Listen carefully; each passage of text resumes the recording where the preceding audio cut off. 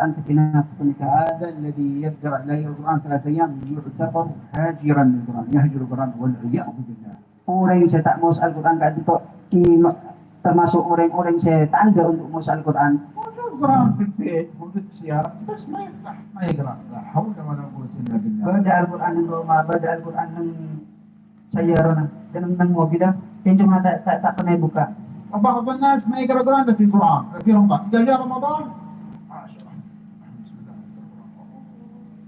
sebagian manusia kadang itu cuma masuk Quran waktu Ramadan. Yang waktu Ramadan baru buka Quran. Nabi selain Ramadan tak buka Al-Quran. Ajib. Anda muslim di Ramadan? Astagfirullah.